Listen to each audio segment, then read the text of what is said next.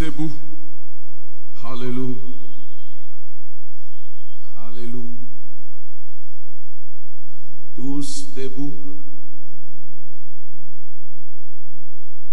Levons nos mains. Alléluia. Alléluia.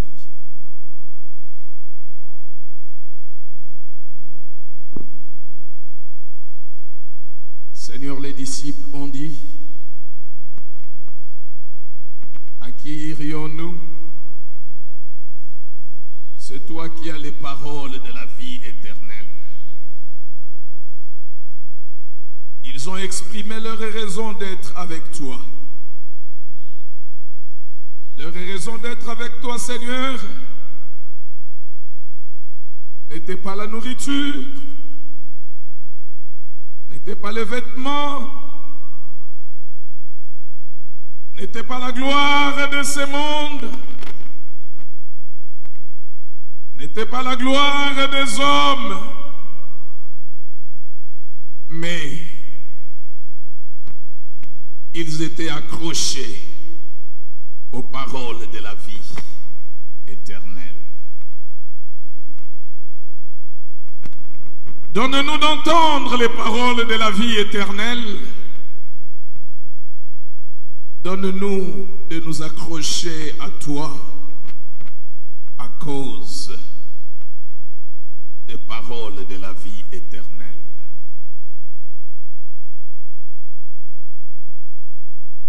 À cause des paroles de la vie éternelle. Seigneur, nous te disons merci. Seigneur, nous te disons merci. Seigneur, nous te disons merci.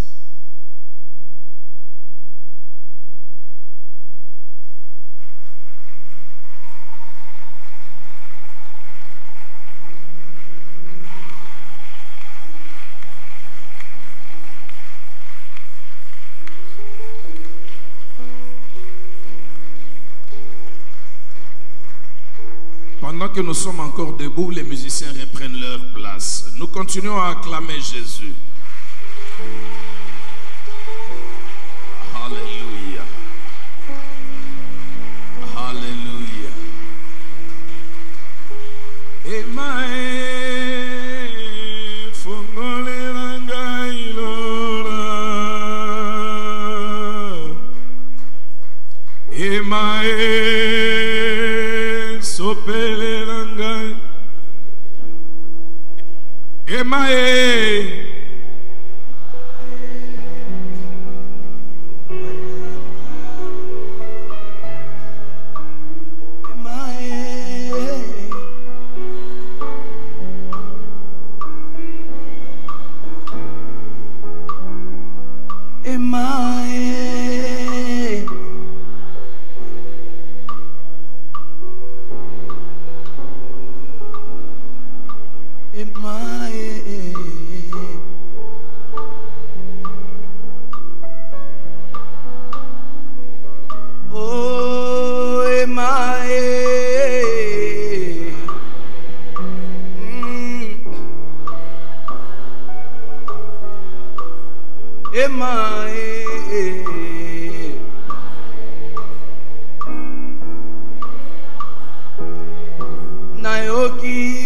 Yemba na yoki posako mata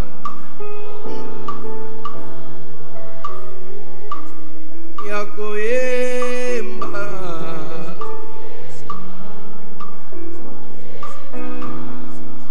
Na yoki posako mata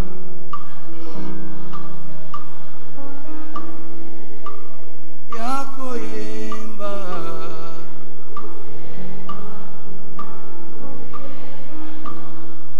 Nous allons lire la parole de Dieu. Tout en étant debout, nous allons lire la parole de Dieu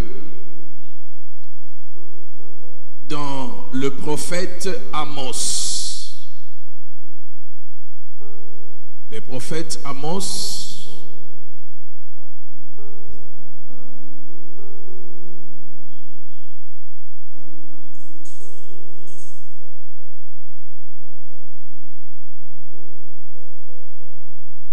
Amos le chapitre 4.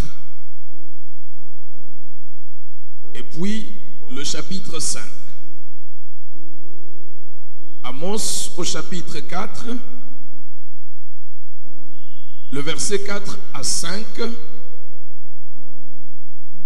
Amos le chapitre 5, 21 à 25.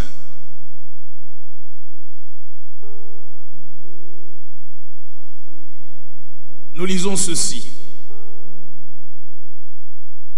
Ah, ce matin, j'ai raison de bien prêcher, surtout que Papa Deo Kilonda est là. Papa Deo, comment allez-vous?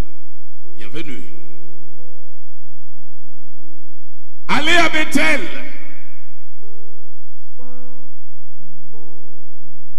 Et péchez. Allez à Bethel et faites quoi? C'est-à-dire, commettez des péchés. C'est ce que ça veut dire. C'est Dieu qui parle. Allez à Gilgal et péchez davantage. Faites quoi? Offrez vos sacrifices chaque matin.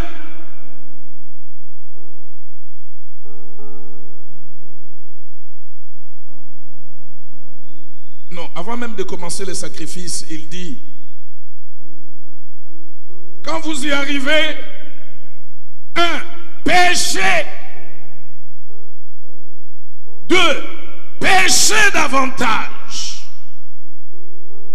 Et ce n'est qu'après avoir péché et péché davantage, alors commencez à offrir vos sacrifices chaque matin. Et vos dîmes tous les 3 jours. Faites vos sacrifices d'action de grâce avec du levain. Proclamez, publiez vos offrandes volontaires. Car cela c'est que vous aimez. Enfants d'Israël, dit le Seigneur, l'Éternel. 5.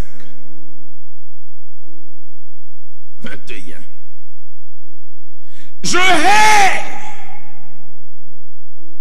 je méprise vos fêtes. Je ne puis sentir vos assemblées. Quand vous me présentez des holocaustes et des offrandes, je n'y prends aucun plaisir. Et les veaux engraissés que vous sacrifiez en action de grâce, je ne les regarde pas. Éloigne de moi le bruit de tes cantiques. Je n'écoute pas le son de tes luttes. mais que la droiture soit comme un courant d'eau, et la justice comme un torrent qui jamais ne tarit. M'avez-vous fait des sacrifices et des offrandes pendant les 40 années du désert, maison d'Israël?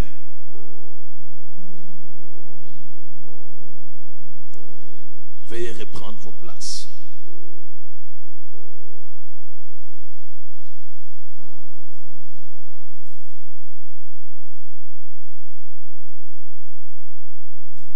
Notre sujet de ce matin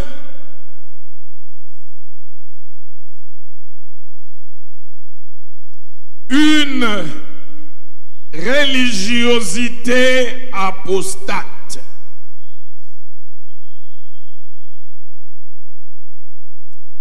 Une religiosité apostate.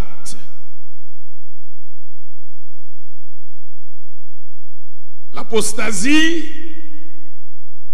c'est le reniement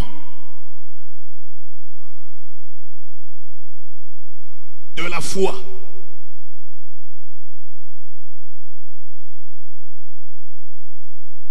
Bethel veut dire maison de Dieu.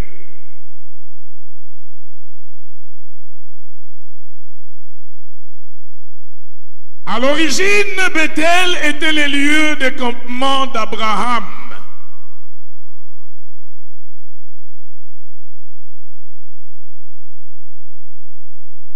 Pour Jacob, Bethel,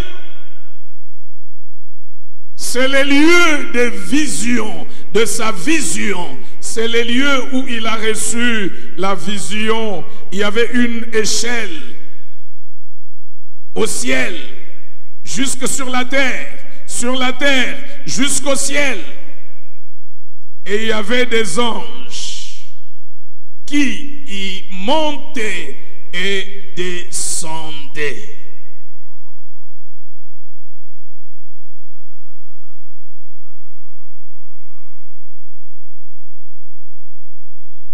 Quand il a vu cela, il eut peur. Il dit que ce lieu est redoutable. C'est ici la maison de Dieu. C'est ici la porte des cieux.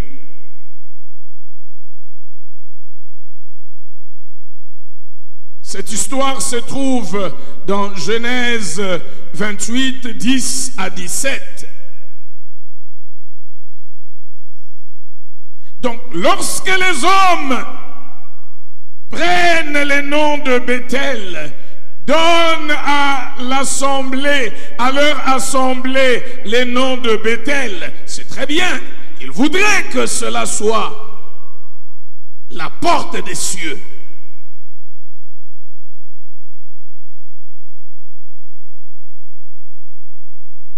Et pour Abraham, il est dit qu'il se transporta de là vers la montagne à l'orient de Bethel, et il dressa ses tentes.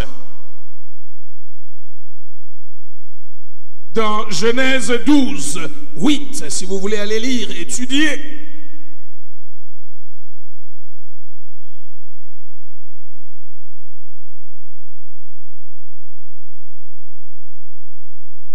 Gilgal, pour sa part,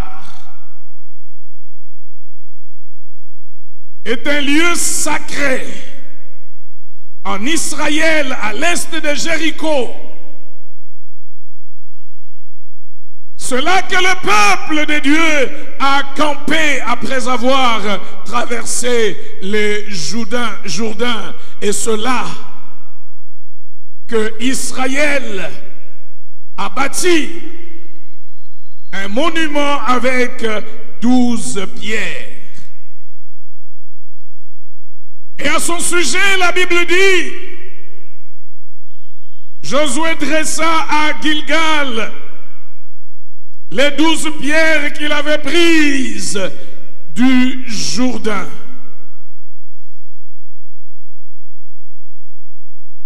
Bethel et Gilgal étaient des lieux saints. Et pour nous, Bethel et Gilgal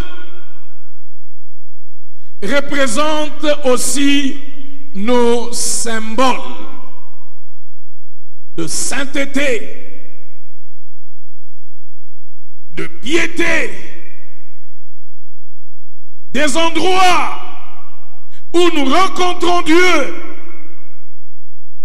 d'où nous avons donné nos cœurs à Jésus. Nous pouvons remplacer Bethel, Gilgal par ce que nous appelons la parole de vie, la borne, la parole de, la parole de, la parole de, la parole de.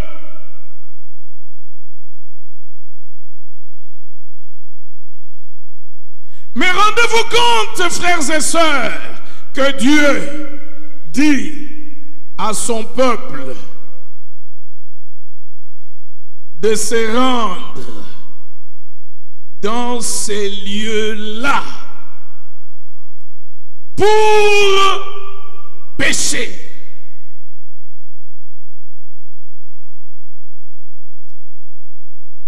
Allez à la parole de vie. Péchez, péchez davantage, offrez des sacrifices.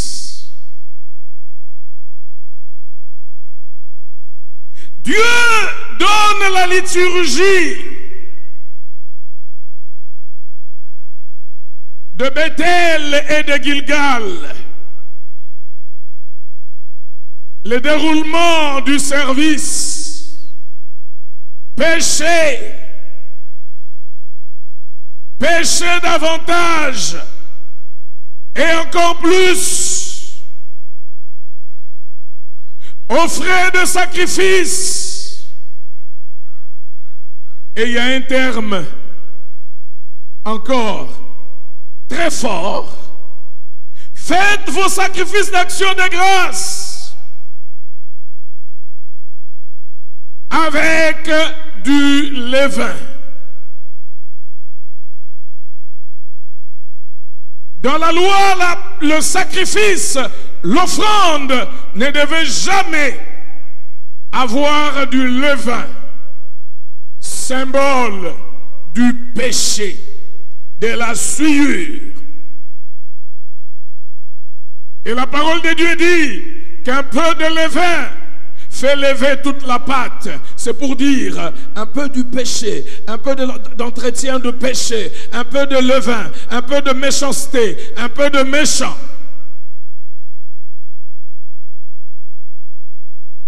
Et je pense que vous pouvez savoir ici pourquoi je dénonce le méchant.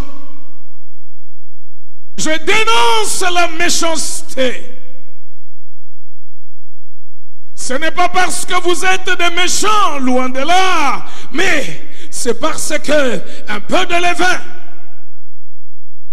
un peu de méchanceté fait lever toute la pâte.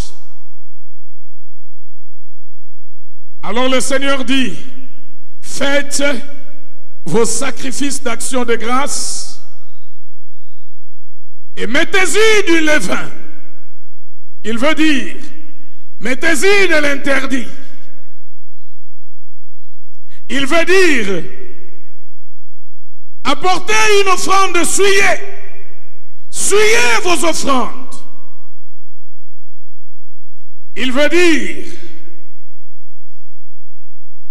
faites des services hors normes.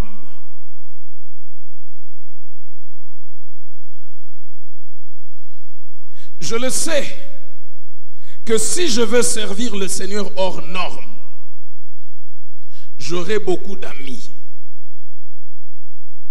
Je serai félicité. Je serai acclamé. Je n'aurai pas de problème avec les hommes. Je le sais. Je le sais que si je suis compréhensif, tolérant, je n'aurai pas de problème. Mais Jésus dit, malheur à vous quand tous les hommes diront du bien de vous. Car c'est ainsi que leur père agissait à l'égard des faux prophètes.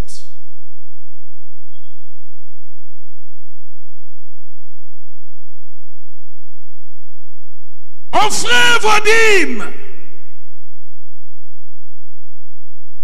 Il dit, publiez, prophétisez, proclamez. Proclamez. De fait, déclarez. Nous sommes la tête et non la queue. Je ne mourrai point, je vivrai. J'annoncerai les œuvres de l'Éternel. Proclamez. Et il dit, cela c'est que vous aimez.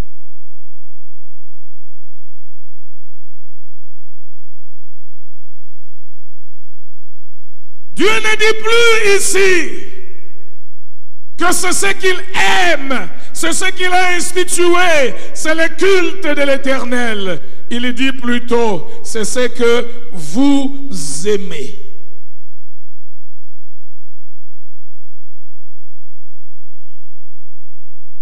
C'est ce que vous réclamez. Enfants de Dieu, comme au jour de la Bible, dernièrement, pendant un service, la voix de l'Éternel se fait entendre. L'Éternel a découragé, a déconseillé, a empêché que les hommes, que le peuple puisse l'acclamer. Arrêtez.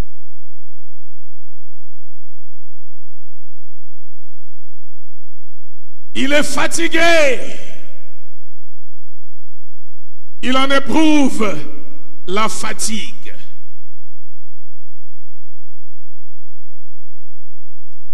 Il s'agit là d'une figure de style que Dieu emploie. Cette figure de style consiste à dire le contraire de ce que l'on pense. Dans cette figure de style, l'on emploie de l'ironie. Vous qui êtes à l'école, profitez-en. Ça s'appelle la rhétorique. La rhétorique, c'est l'art du discours. L'art du discours s'appelle la rhétorique. Et dans la rhétorique, cette figure de style s'appelle l'antiphrase. L'antiphrase. Ici, je suis en train de faire le français. L'antiphrase. Là, il y a deux mots. Anti et phrase. Phrase et son anti. La phrase est son contraire.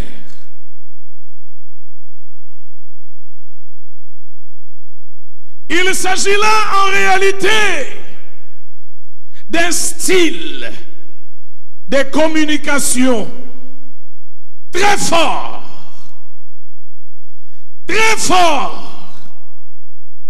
pour réveiller l'attention.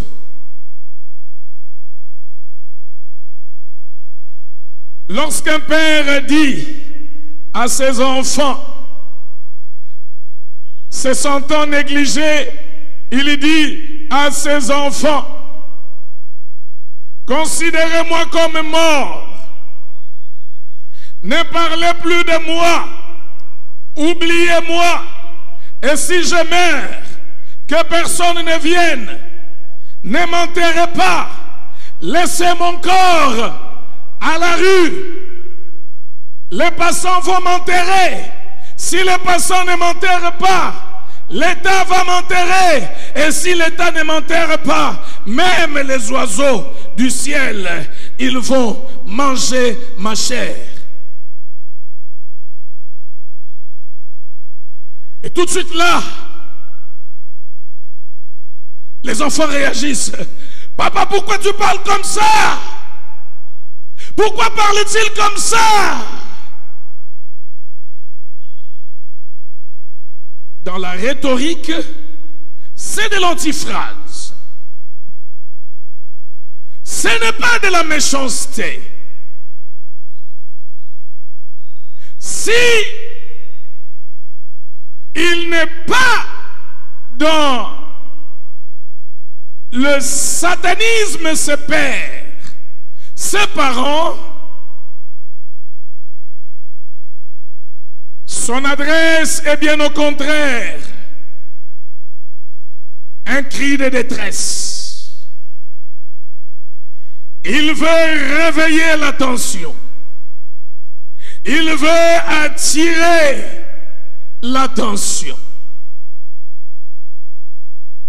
Probablement il veut dire, le moment où vous pouviez prendre soin de moi, c'était de mon vivant.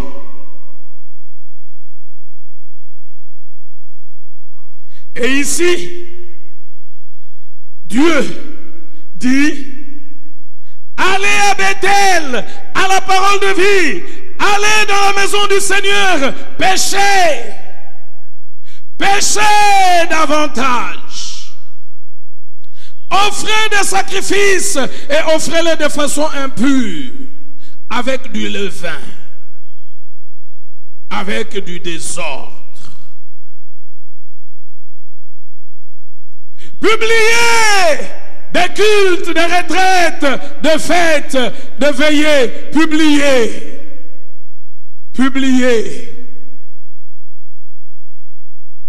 Car cela, c'est que vous aimez. Aïe.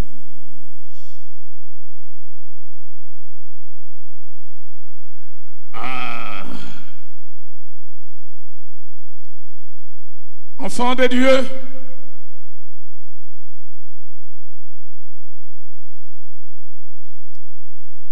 je crois que ce que Dieu veut de moi, c'est que je prépare pour lui un peuple pour la vie éternelle.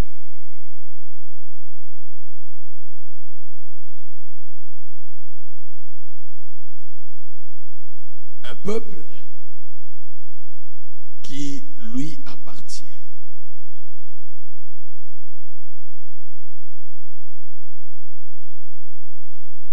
J'ai réuni des serviteurs de Dieu et je leur ai dit,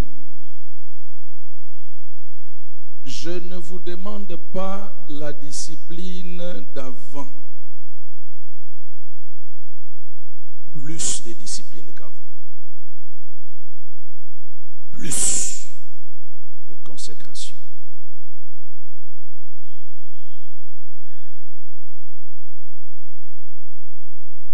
Et désormais,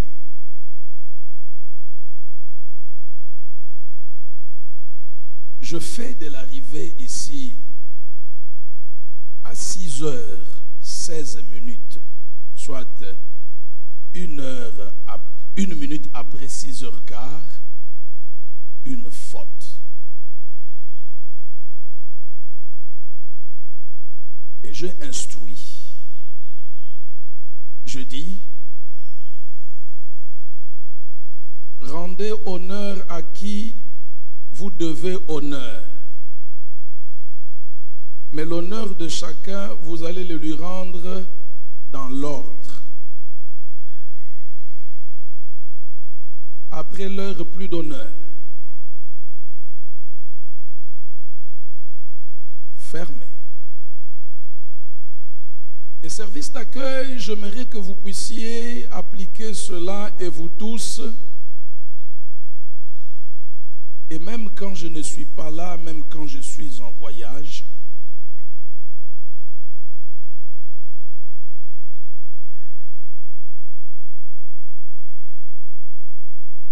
c'est le Seigneur qui me conduit à faire ainsi.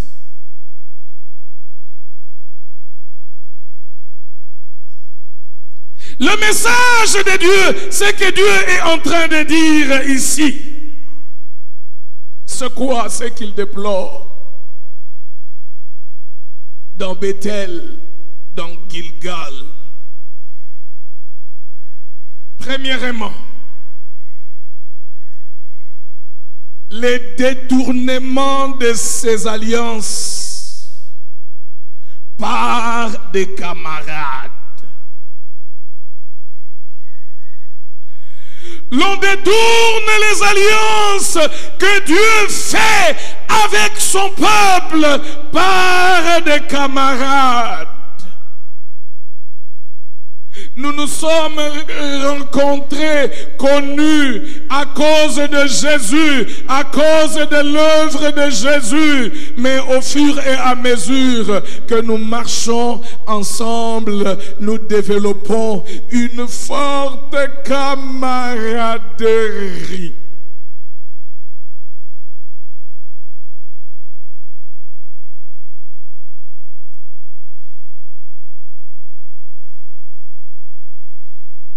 Et dans ces détournements, l'on s'exige les uns les autres une fidélité. La fidélité qui devait être due à Dieu. L'on exige la fidélité de frères, la fidélité à nous.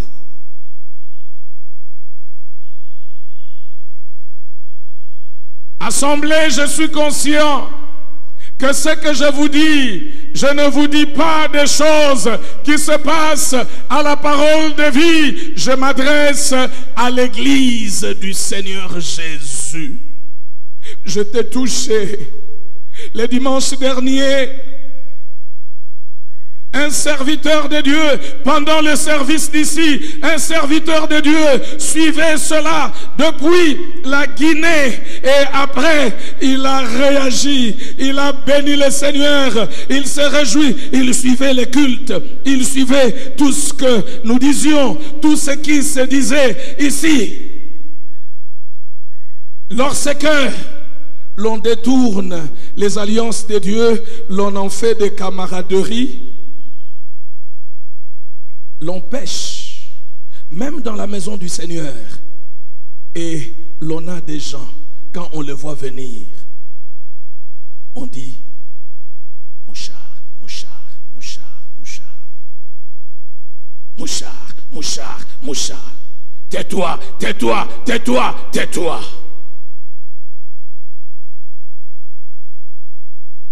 L'on se pointe du doigt. Toi tu accuses, toi tu nous accuses. Oh Seigneur, pardonne-nous pour la faiblesse de cette chrétienté. La vie chrétienne telle que je la connais, telle que je l'ai vécue. Lorsque j'entendais un frère parler, dire du mal d'un autre serviteur de Dieu, ce que nous faisions, ce que je faisais, c'était, je lui dis, je t'encourage de le voir, de le lui dire.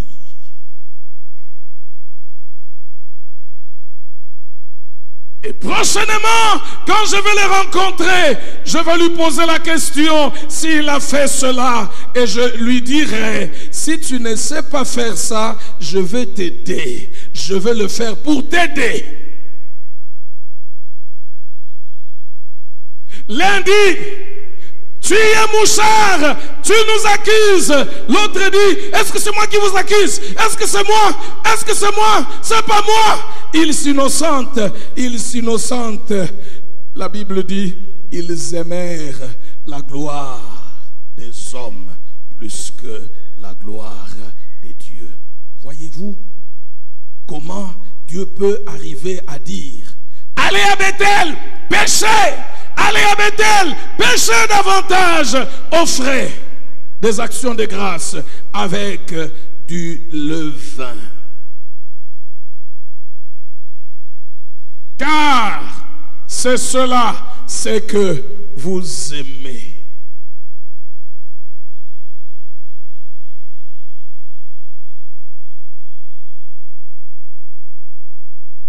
Quelqu'un dit dans la parole de Dieu, celui qui calomnie ne sera pas mon serviteur.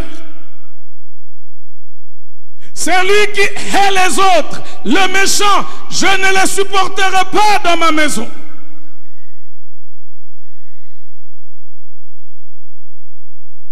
Enfant de Dieu, quelle est l'importance de développer des relations si ces relations ne peuvent nous transporter dans la présence de Dieu? À qui nous servirait, à quoi nous serviraient ces relations? Deuxièmement, ce que Dieu dénonce, parce qu'il dit, c'est ce que vous aimez, des prophéties, des pseudo-prophéties, vos prophéties.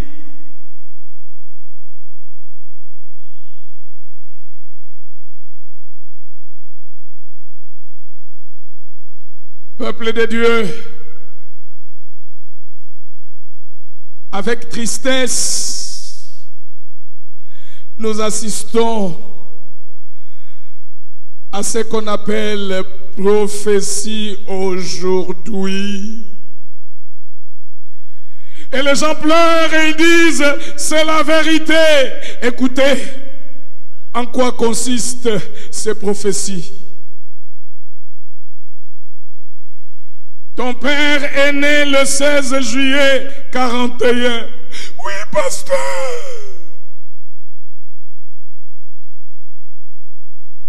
Le troisième de votre famille, son nom c'est Guillaume. Oh, c'est la vérité, pasteur. Ton quatrième fils c'est Yannick. C'est ça, pasteur.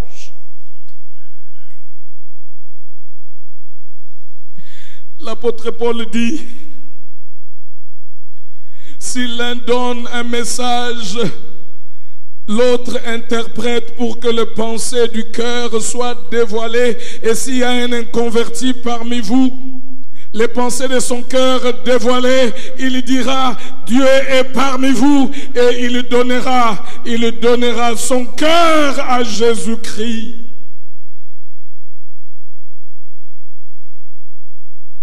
Après le service du dimanche dernier, quelqu'un a dit, c'est moi, j'avais des amulettes autour de ma taille.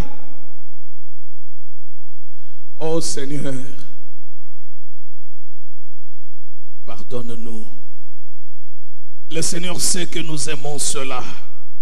Il dit, c'est ce que vous aimez.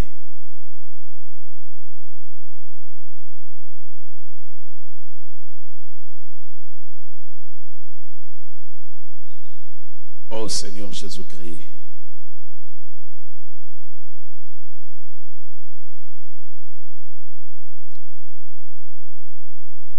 nous recherchons des églises pour des sensations fortes.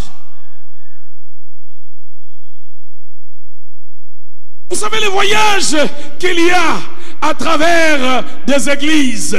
Le but de cela, c'est quoi? C'est la recherche de fortes sensations. Alors que le Seigneur dit, vous recevrez une puissance, le Saint-Esprit survenant sur vous, et vous serez mes témoins. Vous serez mes témoins. Vous serez mes témoins. Pendant que notre société est à la dérive, Dieu se cherche plutôt ses enfants, ses témoins qui vont renverser la tendance.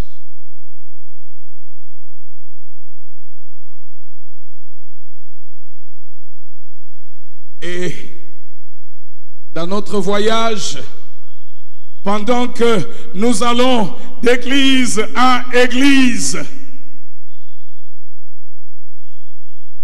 nous pensons qu'en agissant ainsi,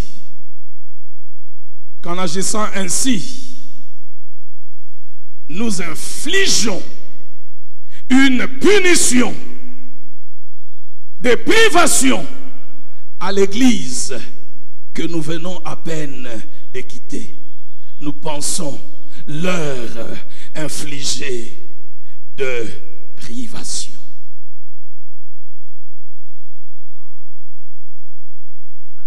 Et certains même, vous les entendrez dire, tous partiront. Frères et sœurs, plaise à Dieu que tous ceux qui ont donné leur cœur à Jésus-Christ partent. Mais qu'ils partent où? Qu'ils s'en aillent dans la gloire de Dieu.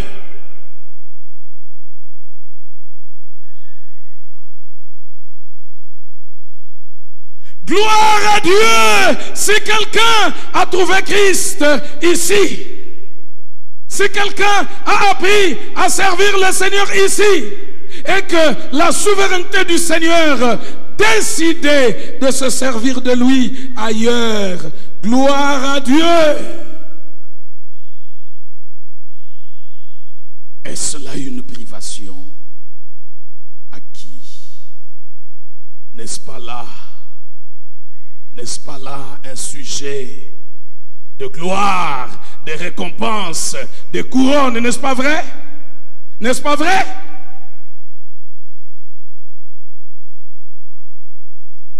Parce que la Bible dit que celui qui ramènera un pécheur de la voie où il s'était égaré sauvera une âme de la mort, couvrira une multitude de péchés.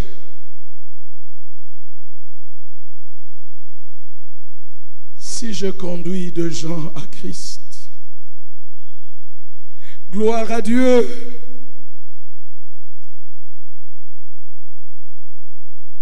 Qu'ils se retrouvent ailleurs par la voie d'ordre ou du désordre.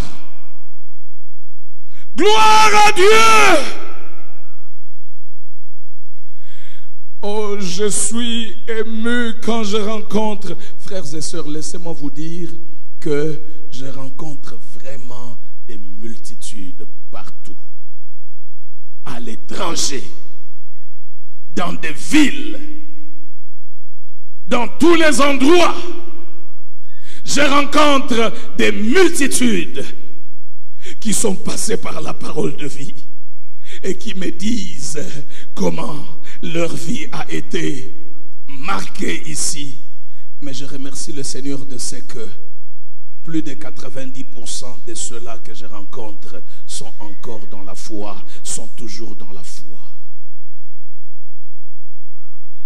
Il y a des fois où je conduis mon épouse pour les soigner et je me rends compte que nous sommes pris en charge par quelqu'un que je recommandais pour la médecine.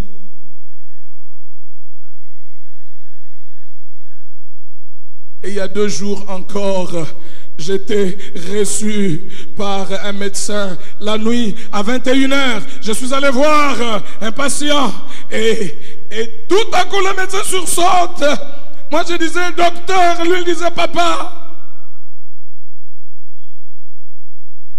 Il me présente au corps médical, il dit, voici mon papa. Les gens nous disent, certains pensent que s'ils ne sont pas là, ils infligent une punition à qui que ce soit.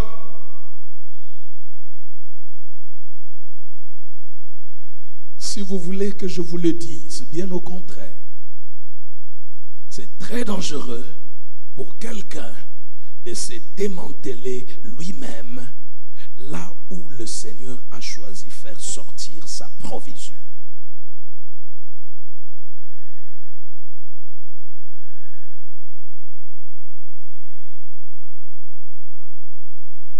J'aime ce que le Seigneur a fait de Philippe par Philippe. Philippe a prêché l'évangile au ministre des Finances.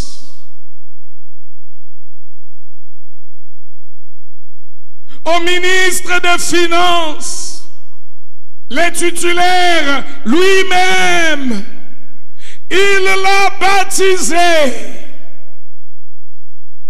Et le Seigneur empêche au ministre des Finances de remettre son enveloppe d'action de grâce. Il enlève Philippe, il va le placer dans une autre ville où il prêche l'évangile. Il empêche au ministre de remettre son enveloppe et cependant, Philippe n'a rien manqué. N'a rien manqué. Va à Bethel, allez à Bethel, péchez. Péchez davantage.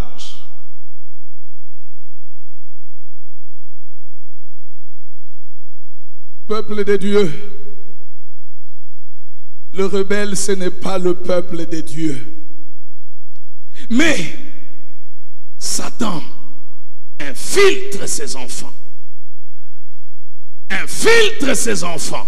Comme Balaam, pour instiguer le peuple à manger de viande sacrifiée aux idoles pour que Dieu se désolidarise de son peuple afin que la faveur du Seigneur quitte.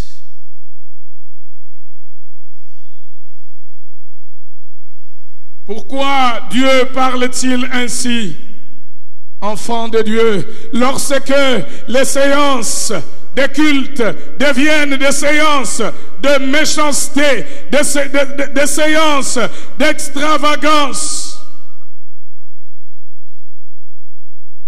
Méchanceté, des insultes, des insultes, des insultes.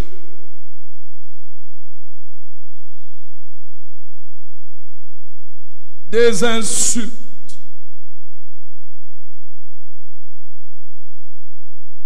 Moi-même, je suis certaines fois au courant lorsque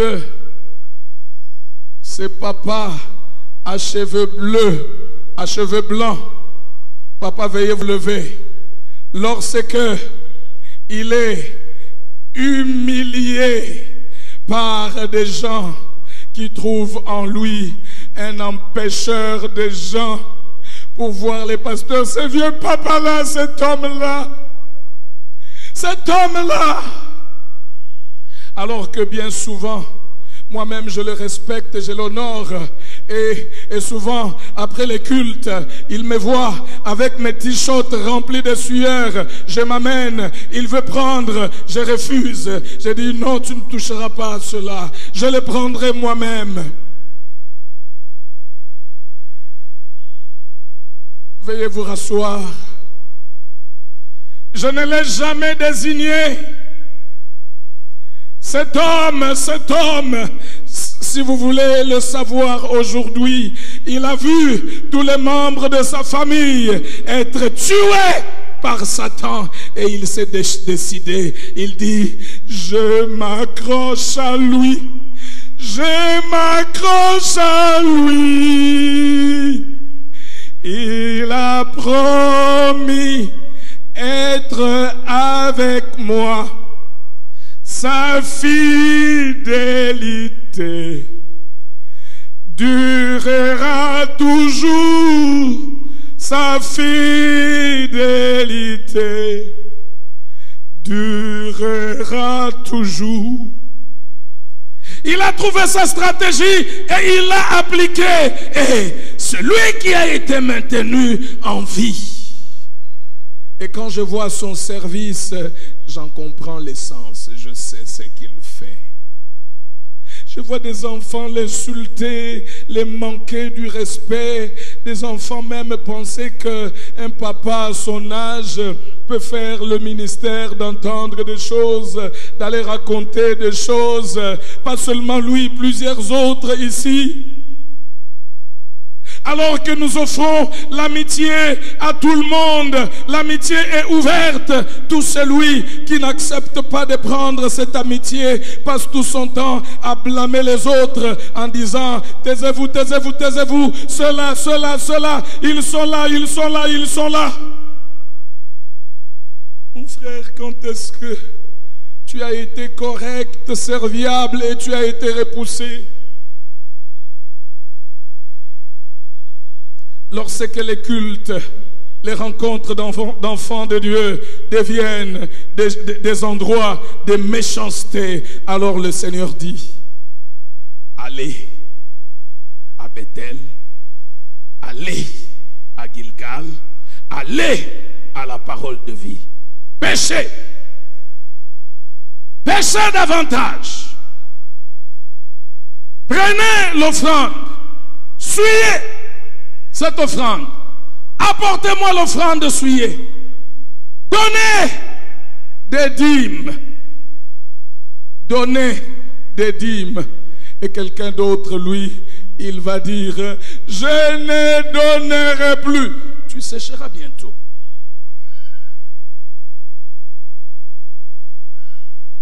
Dis à celui qui est à côté de toi ce que je dis. Dis à celui qui est à côté de toi ce que je dis.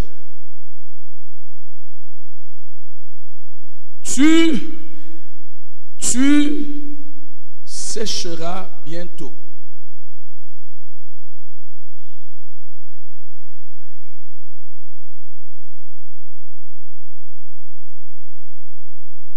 Plutôt mûrir pour les jugements. Dieu n'a-t-il pas raison de rejeter cette hypocrisie, cette apostasie appelée dévotion? Ça n'a rien à voir avec la dévotion. Ça n'a rien à voir avec la dévotion. Je le sais. Laissez-moi prédire quelque chose. Comme je suis en train de hausser les tons, comme je suis en train de menacer les désordres, je l'ai dit à l'avance, vous verrez, plusieurs diront au Seigneur, je cesse de les servir, je cesse d'être ouvrier, je cesse, je ne ferai plus, je ne ferai plus. Plaise à Dieu que tous ceux qui ne veulent pas harmoniser sa vie avec lui quittent la parole de vie. Dis cela à celui qui est à côté de toi. Dis cela à celui qui est à côté de toi. Plaise à Dieu que tout celui qui ne veut pas régler sa vie quitte. Oh, quelle bénédiction lorsque quelqu'un qui ne veut pas conformer sa vie à Christ se décide de s'en aller. Cette bénédiction s'appelle pureté, purification de l'Église. Et ceux qui viendront après lui auront un bel exemple. Un bel exemple.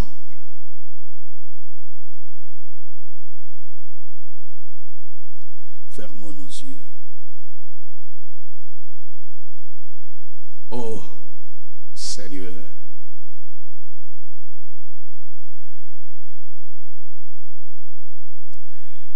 je vais dire comme le pasteur Vernon le disait, pourquoi me permets-tu de parler ainsi à mes frères? Qui suis-je? Qui suis-je? Moi-même, je suis le produit de ta miséricorde. Oh Seigneur, oh Seigneur, tout celui qui a écouté la parole de Dieu et qui veut lui dire, Seigneur, non, je n'irai pas à Bethel, je n'irai pas à Gilgal pour pécher, pour t'offrir des sacrifices, des offrandes avec du levain. Non, Seigneur, je veux plutôt régler ma vie avec toi. Qu'il s'élève maintenant. Qu'il se